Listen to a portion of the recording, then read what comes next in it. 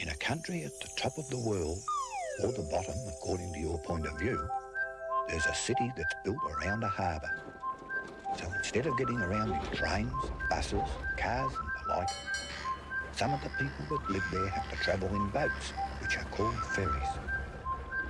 This is a story about the smallest of all the ferries, whose name is Fred.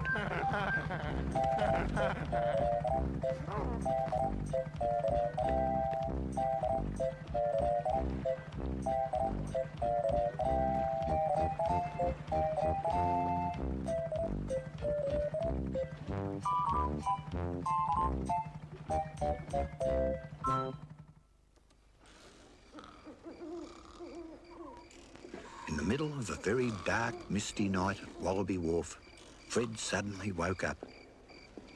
There was a sound coming from somewhere in the harbour, but it was so dark that he couldn't see anything.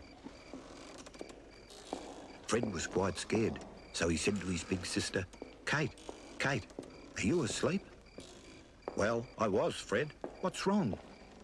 "There's a noise, and I can't think what it could be." "I'm sure it's nothing to worry about," said Kate. But the noise got louder and louder. Then they heard, "Sorry, did I wake you up?" It was just Fred's captain. "I just heard this terrible noise." And then they all heard a really terrible sound coming from across the harbour.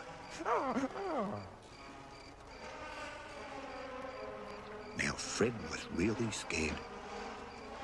"I'm sure that noise is nothing to worry about either," said Kate. "We'll go and see what it is. I might just stay here in case anybody needs me," said Pete. "Come on, don't be scared.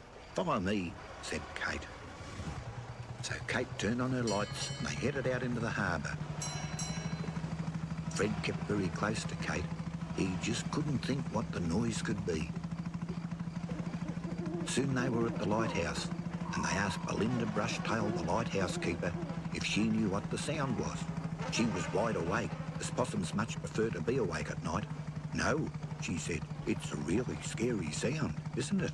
It sounds like it's coming from the harbour stores."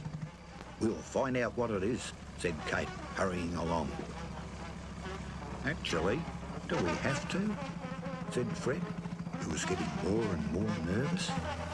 But Kate was already heading towards the stores, so Fred hurried to catch up. He didn't want to be left on his own.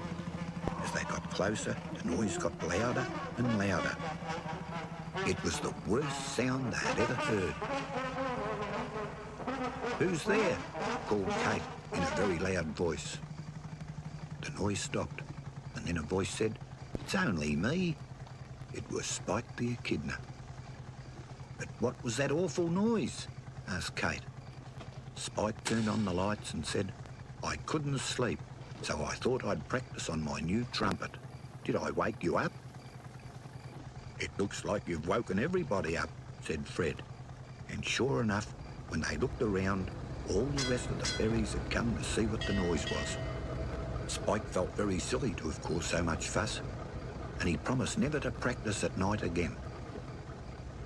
And he never did. "I think I prefer it when you play the guitar, Spike," said Fred.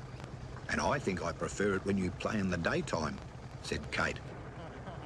They all laughed and went home for a quiet night's sleep, and the awful noise was never heard at night in the harbour again.